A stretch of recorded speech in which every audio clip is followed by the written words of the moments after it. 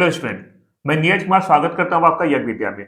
बच्चों, अभी हम लोग यूपी पुलिस कांस्टेबल का डेडिकेटेड क्लास कर रहे हैं। डेडिकेटेड क्लास इसलिए क्योंकि अभी सिर्फ और सिर्फ हम लोग यूपी पुलिस कांस्टेबल पे चर्चा कर रहे हैं और अभी हिंदी को लेके आगे बढ़ रहे हैं। आज मैं ये बता दूं कि आज से आप लोगों के लिए सामान्य ज्ञान का भी वीडियो मैं लेके आऊंगा। तो अब से दोनों वीडियो चलेगा, हिंदी भी और सामान्य ज्ञान भी। हिंदी का वीडियो कोशिश करूंगा कि आज विलोम का सारा क्लास हो जाए, विलोम का सारा शब्द आप लोग परिचित हो जाए। उसके बाद हम लोग पर्यायवाची और आगे देखते रहेंगे। और आज आप लोगों के लिए रात तक एक समान ज्ञान का वीडियो भी मैं लेके आने वाला हूं। तो सारे बच्चे लगातार वीडियो देखते रहिए। सिर्फ और सिर्फ यूपी पुलिस कांस्टेबल में आपको सारा क्वेश्चन इससे आने वाला है, ये मैं बता सकता हूं। चलिए हम लोग शुरू करते हैं अपने क्लास को। सबसे पहले हम लोग देखते हैं सिलेबस क्या है हिंदी का। हमेशा की तरह बच्चों में आप लोग को यूज टू करा रहा हूँ सिलेबस से कि आप लोग देखते जाए कि आप लोग क्या पढ़े हैं, क्या बचा हुआ है। और मेरा वादा है कि जब तक एग्जाम होगा तब तक जितना चीज लिखा हुआ है सब में टिक का निशान होगा। तो आइए हम लोग विलोम को देखते हैं। लास्ट वीडियो में जहां समाप्त हुआ उसके बाद आज हम लोग उसकी आगे की चर्चा करते हैं। तो पहला शब्द है चिरायु या दीर्घायु। इसका विलोम होता है अल्पायु। बच्चों, चिरायु कहते हैं जो ज्यादा दिन तक जीवित रहे। ज्यादा दिन तक जीवित रहने वाले को चिरायु या दीर्घायु कहते हैं। जिसका जीवन काल संक्षिप्त हो, कम हो, उसे कहते हैं अल्पायु। तो आप लोग रामायण या महाभारत देखे होंगे बचपन में, अभी भी देख रहे होंगे, किसी न किसी चैनल पे आता है। उसमें आप लोग देखते हैं कि हमेशा जब छोटा बड़े को प्रणाम करते तो वो दीर्घायु रहो वत्स का आशीर्वाद देते। इसका मतलब होता है कि वो लोग लंबी अवधि जीवन काल का आशीर्वाद देते। तो चिरायु दीर्घायु का मतलब होता है ज्यादा दिन तक जीवित रहना। अल्पायु का मतलब होता है कम दिन तक जीवित रहना। अगला शब्द है च्युत का संयुक्त। च्युत का संयुक्त। बच्चों, जो पहले भी मैं बताऊं, लगातार अपने वीडियो में बताता चला आया हूं कि जो शब्द होता है उसका कई मतलब होता है। हम लोग को यह ध्यान देना होता है कि क्वेश्चन का जो ऑप्शन है वो क्या दिया गया है। अब यहाँ पे हम लोग बात करो च्युत का। च्युत का रूप दो तरह से यूज होता है। एक, इसे हम लोग पतित के रूप में भी जानते हैं। पतित अर्थात नीच, नीच के रूप में भी च्युत का यूज होता है। लेकिन यहाँ पे च्युत का क्योंकि च्युत के अपोजिट में संयुक्त दिया हुआ है तो इसे हम लोग लेंगे। संयुक्त का मतलब होता है साथ में जुड़ा हुआ, तो च्युत का मतलब हो जाता है बिखराव, अलग अलग। तो च्युत का हो जाएगा संयुक्त। चेस्ट का निश्चेत। चेस्ट क्या होता है बच्चों? चेस्ट कहा जाता है निश्चित होता है बेहोशी। देखो, कभी कभी हम लोग ऑप्शन पे देखेंगे तो ज्यादा समझ में आ जाएगा। अगर मान लो क्वेश्चन में आपको चेस्ट रहे तो इसका अपोजिट होता है निश्चेत। निश्चेत का मतलब होता है बेहोश। बेहोश का मतलब होता है जब हाथ पैर काम ना करे। और चेस्ट का मतलब होता है हिलना, मतलब जब शरीर का हिलना होता है उस क्रिया को कहते हैं चेस्ट। और जब शरीर बिल्कुल ना हिले अर्थात जब बेहोशी की हालत में हो तब हम लोग यूज करते हैं निश्चेत का। तो चेत का उल्टा हो जाएगा निश्चेत। अगला शब्द है चिंतित। चिंतित का हो जाएगा निश्चित। ये आप लोग सब आदमी जानते हैं, चिंतित निश्चिंत क्यों होता है। चिंतित कहा जाता है जिसमें चिंता हो, बेचैनी हो, जो चिंता करता हो वो हो जाता है चिंतित। और निश्चित होता है कि जिसमें चिंता करने की शक्ति नहीं हो, जो चिंता ही नहीं करता हो, वो हम कहेंगे निश्चित। चिकना का खुरदरा। चिकना आप लोग जानते हैं प्लेन सरफेस जो होता है बच्चों, उसे कहते हैं चिकना। जो बिल्कुल प्लेन उबड़ खाबड़ ना हो तो उसके लिए हम लोग प्रयोग करते हैं चिकना का। और जो उबड़ खाबड़ हो तो उसे हम लोग कहते हैं खुरदरा। चिकना का खुरदरा। ये आप लोग कुछ कुछ वर्ड है जो बहुत आसानी से आप लोग समझ सकते हैं क्योंकि डे टू डे लाइफ में आप लोग इसका उपयोग करते हैं, प्रयोग भी करते हैं। चेतना का हो जाएगा मूर्छा। चेतना कहते हैं जब बुद्धि समझ जिसमें होता है, जिस अवस्था में होता है उस अवस्था को कहते हैं चेतना। जब बुद्धि समझ नहीं हो तो उसे हम कहते हैं मूर्छा। चढ़ाव का उतार।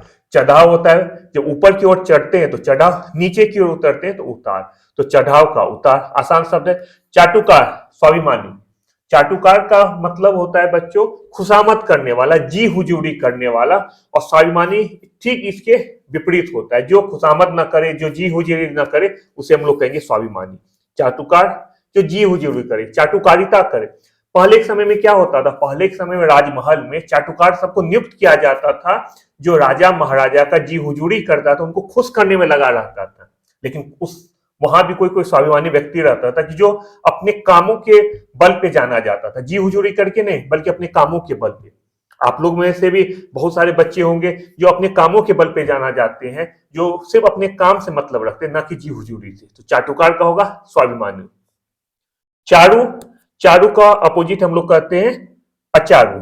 बच्चों, चारु का उपयोग होता है सुख के लिए, खुशी के लिए चारु का उपयोग किया जाता है। अचारु ठीक इसके विपरीत हम लोग देखेंगे। चित्र विचित्र, चित्र एक तो पेंटिंग होता है, ठीक है, चित्र आप लोग जानते हैं, एक तो चित्र को पेंटिंग कहा जाता है और दूसरा मतलब इसका होता है शानदार के रूप में, अच्छे के रूप में चित्र का प्रयोग किया जाता है।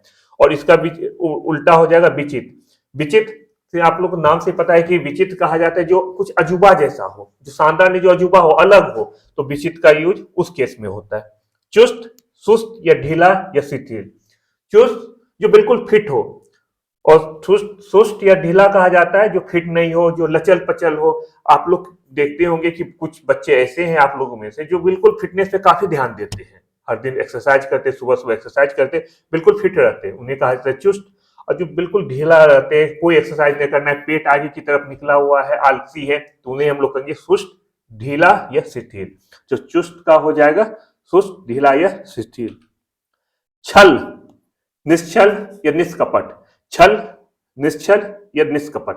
छल कहा जाता है बच्चों धोखा, कपट, इन सबको छल, इसके लिए छल का उपयोग किया जाता है। निश्चल का उपयोग किया जाता है जो धोखा के अगेंस्ट, धोखा के विपरीत, उसके लिए यूज करते हैं निश्चल का या निष्कपट का, जिसमें धोखा देने, जो धोखा ना देता उसके लिए यूज करते हैं हम लोग निश्चल या निष्कपट का। छली जो धोखा देने वाला हो। देखो बच्चों मैंने बताया था कि हमेशा जो है शब्द अलग अलग रूप में होता है, संज्ञा के रूप में होता है, विशेषण क्रिया विशेषण के रूप में होता है। छली क्या होता है जो धोखा देता हो, जो व्यक्ति धोखा देता हो। तो यहाँ पे व्यक्ति का विशेषता बता रहा है, तो ये जो छली है ये विशेषण के रूप में प्रयोग होता है, क्योंकि व्यक्ति का विशेषता बता रहा है। व्यक्ति कैसा है, तो व्यक्ति छल करने वाला है, छली है, धोखेबाज है। तो यहाँ पे छली का मतलब हो गया धोखेबाज, जो धोखा देता हो। इसका उल्टा हो जाएगा निश्छली या निष्कपटी, जो धोखा न देता हो। तो देखो बच्चों यहाँ पे छल भी है, छली भी है। विलोम के लिए तो बहुत आसान आपको होगा कि छल का निश्छल, छली का निश्छली, क्योंकि छली में भी बड़ी ई की मात्रा है, निश्छली में भी बड़ी ई की मात्रा है, निष्कपटी में भी बड़ी ई की मात्रा है, आपको समझना आसान हो जाएगा। छल, निश्छल और निष्कपट। लेकिन अगर मतलब जानना हो तो मतलब भी मैं बताते चल रहा हूं, आगे आपको बिल्कुल हिंदी में काम देगा। हिंदी के सिलेबस में मैं बता दूं बच्चों, सारा कुछ दिया हुआ है, मैक्सिमम चीज दिया हुआ है हिंदी के आपके सिलेबस में, हर चीज आपको समझिए। अभी एग्जाम का डेट फाइनल नहीं हुआ है, मैं विश्वास कीजिए मैं सब कुछ आपका करा दूंगा, बस आप लोग देखते रहिए यज्ञ विद्या पे जितने भी क्लासेज हो रहे हैं यूपी स्पेशल कांस्टेबल को लेके। छात्र का छात्रा आप लोग जानते हैं, छात्र कहते हैं जो स्टूडेंट मेल हो, लड़का हो उसे छात्र कहते हैं, जो स्टूडेंट फीमेल हो उसे हम लोग कहते हैं छात्रा। छूत, अछूत। छूत और अछूत आप लोग डे टू डे लाइफ में भी इस चीज को फील करते होंगे। अछूत कहा जाता है कि जो छूने योग्य ना हो। पहले के समय में क्या होता था, आप देखते होंगे कि जाति प्रथा ज्यादा थी, आज कम हो गया, आज भी है, पहले ज्यादा थी। गलत चीज है लेकिन थी, हमारे समाज में व्याप्त थी, अभी भी है, जो गलत है इसे नहीं होना चाहिए। तो अछूत कहा जाता है जो छूने योग्य ना हो। सोचिए समाज में आज भी ऐसी मानसिकता है कि कुछ लोगों को कहा जाता है ये यार ये तो अछूत है, इसे मत छुओ, जबकि कितना गिरा हुआ प्रथा है। तो छूत का हो जाएगा अछूत। छूत होता है जो छूने योग्य हो, अछूत जो छूने योग्य ना हो। छोटा, बड़ा, नाम से भी आप लोग समझ रहे हैं कि छोटा का बड़ा होगा, समझ रहे, छोटा कहते हैं जो छोटा हो, बड़ा मतलब जो छोटा ना हो मतलब बड़ा हो। आसान शब्द है इसीलिए आसान शब्द को समझाना बहुत मुश्किल हो जाता है कि छोटा हो आप किस तरह से समझाएंगे। छद्म का व्यक्त, छद्म कहा जाता है वस्तु, छद्म, छद्म कहा जाता है जो छिपा हुआ रहता है, उसके लिए हम लोग यूज करते हैं छद्म का। और जो व्यक्त होता है जो एक्सप्रेस किया जाता है उसके लिए हम लोग प्रयोग करते हैं व्यक्त का। छद्म छुपा हुआ, व्यक्त जो एक्सप्रेस किया जाता है, जो प्रकट होता है, उसके लिए हम लोग यूज करते हैं व्यक्त का। जड़ का हो जाएगा चेतन।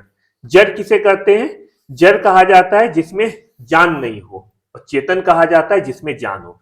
बच्चों देखो ये जड़ बहुत रूप में यूज होता है, कुछ रूप में जड़ का यूज होता है। सेम यही जड़, ये जो जड़ है, ये जड़ हम लोग पेड़ पौधे के लिए भी यूज करते हैं कि पेड़ पौधे का जो नीचे का भाग होता है, जो नीचे का भाग होता है उसके लिए भी जड़ का यूज होता है। इसी जड़ का यही स्पेलिंग होता है जड़ का, जिसका यूज होता है। आप देखते हो जब कहा जाता है यार तुम तो लड़ाई का जड़ हो, उसमें भी यही जड़ का यूज होता है, और इस जड़ का यूज यहाँ पे भी हो रहा है। जड़ का चेतन, जड़ कहा जाता है जिसमें जान नहीं होता है, और चेतन जिसमें जान होता है उसको हम कहते हैं चेतन। जल का थल, जल जहां पानी हो, थल जहां पानी नहीं हो, स्थल हो, उसको थल कहते हैं। जीत का हार, आसान शब्द है। जंगम, जंगम का होता है अस्थावर। जंगम होता है, ये ध्यान दो बच्चों, ये स्टार लगा देता हूं, स्टार लगाने का मतलब है कि थोड़ा सा जैसे ये जीत, जर, ये सब आसान है, डे टू डे लाइफ में आप लोग यूज करते हैं जीत का हार, लेकिन जंगम का शायद आप लोग प्रयोग कम करते हैं। जंगम का करते हैं जो चल सकता है, उसको हम लोग कहते हैं जंगम, जो चल सकता है। स्थावर करते हैं जो चल नहीं सकता है। पहचानने की प्रक्रिया कैसे पहचानेंगे? स्थावर, स्थावर आधा सौ से लिखा गया है, और आधा सौ से हम लोग लिखते हैं स्थिर को, स्थिर हो। आप सोचिए स्थावर क्या होता है? स्थावर होता है जो स्थिर हो, स्थावर कहा जाता है जो स्थिर हो। जंगम जो चलता हो। पेड़ पौधे क्या होगा? जंगम होगा कि स्थावर होगा? जल्दी बताओ। पेड़ पौधे होता है स्थावर, क्यों? क्योंकि वो चल नहीं सकता है। एक अलग बात है कि आप लोगों में से कुछ बच्चे ये कहेंगे सर उसका जड़ तो जमीन के अंदर काफी अंदर तक जाता है, बिल्कुल आप सही है, लेकिन स्थावर कहा जाता है जो अपने जगह पर स्थिर हो, जो आपको दिखने में बिल्कुल एक ही जगह लगता हो, उसे हम कहेंगे स्थावर। कोई भी चीज, पेड़ पौधा हो गया, यहाँ पे टेबल कुर्सी जिसपे मैं बैठा हूँ, ये सब स्थावर है क्योंकि स्थिर है। जंगम कहते हैं मनुष्य को, जीव जंतु को, जो एक जगह से दूसरी जगह जाता है। जन्म का हो जाएगा मृत्यु। जन्म कहते हैं उत्पत्ति को, जन्म लेने की प्रक्रिया, उत्पत्ति, ये सब होता है जन्म। मृत्यु कहते हैं प्राणी का अंत, इसे हम लोग कहते हैं मृत्यु। जीवन का मरण, आसान शब्द है जीवन का मरण। जीवित का मृत, जीवित कहते हैं जो जिंदा हो, जो जिंदा हो उसके लिए प्रयोग करते हैं जीवित का। जो मर गया हो अर्थात मृत।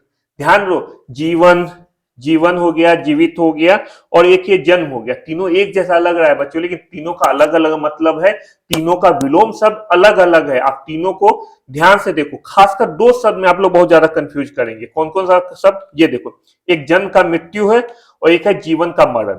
कभी कभी जन्म का मरण भी ऑप्शन में रहेगा, बार बार बता रहा हूं, कुछ कुछ शब्द पे ध्यान दो। जन्म का कभी कभी ऑप्शन में आपको दे देगा मरण, जो कि बिल्कुल गलत होगा। मरण किसका होगा? मरण होगा जीवन का, और जन्म का विलोम होगा मृत्यु। तो जन्म का क्या होगा, जीवन का क्या होगा, इसको ध्यान से देखो, यहीं पे बच्चा फंसता है। रात का सब बच्चा जानता है कि दिन होगा, जल का सब बच्चा जानता है कि थल होगा।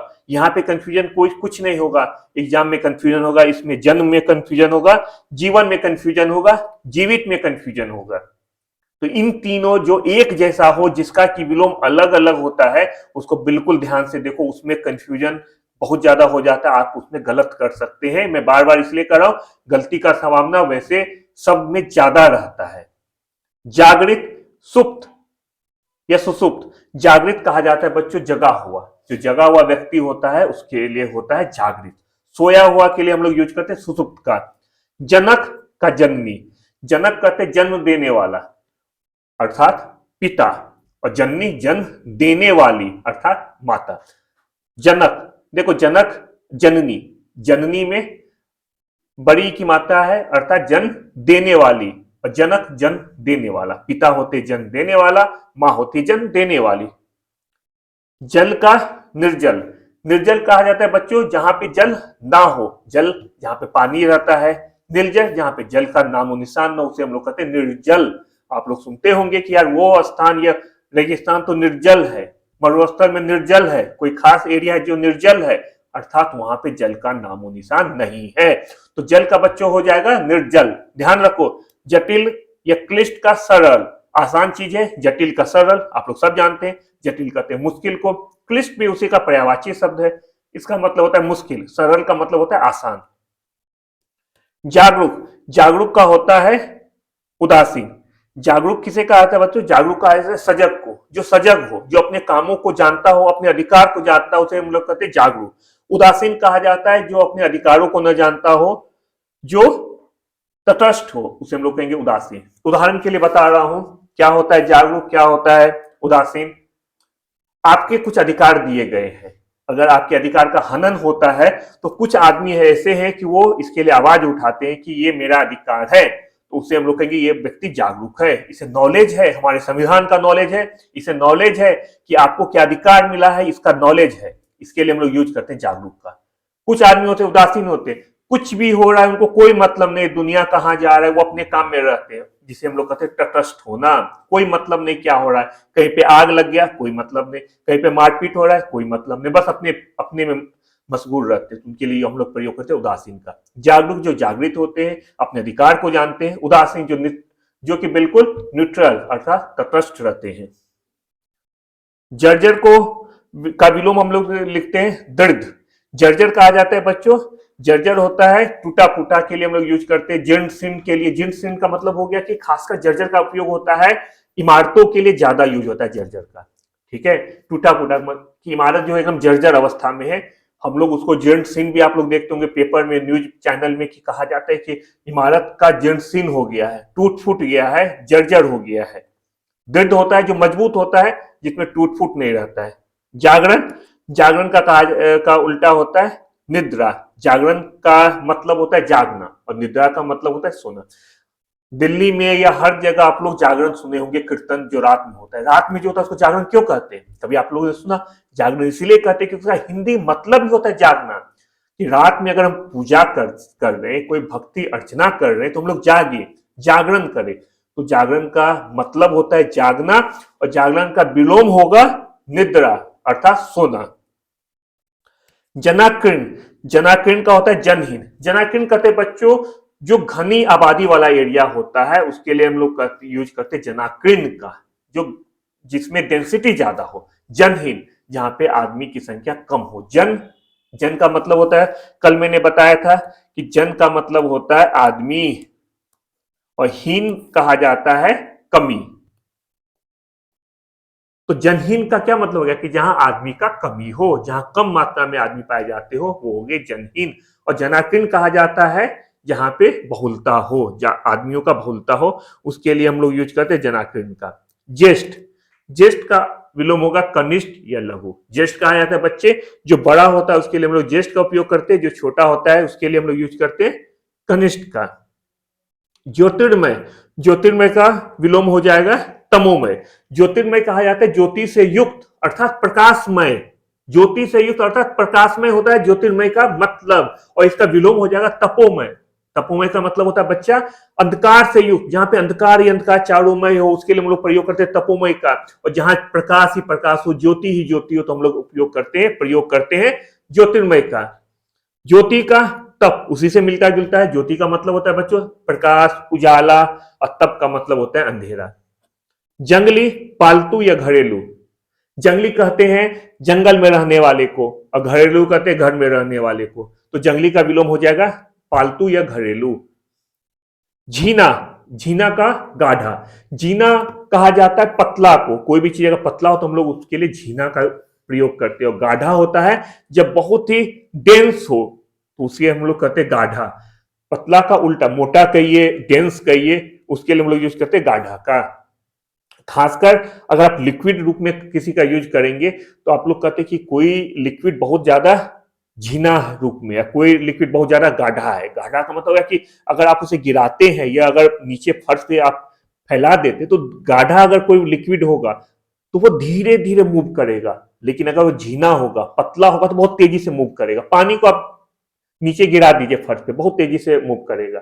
लेकिन अगर आप कोई पेंट पेंट को गिरा रहे हैं, जिससे हम लोग दीवार को वाश करते, पेंट करते हैं, अगर उसे गिराते वो धीरे धीरे मूव करेगा, क्योंकि वो गाढ़ा रहता है एज कंपेयर टू वाटर। पानी के कंपेरिजन में वो गाढ़ा रहता है। टीका, भाष्य, बहुत ध्यान दो बच्चों इस शब्द को। टीका क्या होता है, भाष्य क्या होता है? देखो मैंने पहले बताया, लगातार मैं इस चीज को रिपीट करते रहूंगा टेप रिकॉर्डर की तरह, कि हिंदी में हर शब्द का बहुत सारा मतलब होता है। आपको प्रश्न में बच्चों देखना होगा कि प्रश्न का ऑप्शन क्या कह रहा है।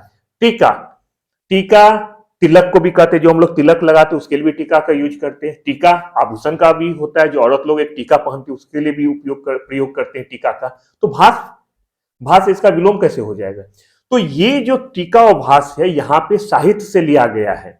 जो साहित्य होता है उसमें टीका और भाष्य का प्रयोग किया जाता है। किस तरह से मैं बता रहा हूं, देखो जब टीका का प्रयोग किया जाता है, जब किसी चीज को बहुत संक्षेप में बताना होता है तब हम लोग यूज करते हैं टीका का, लेकिन किसी चीज को बहुत विस्तार से बताना होता है तब हम लोग यूज करते हैं भाष्य का।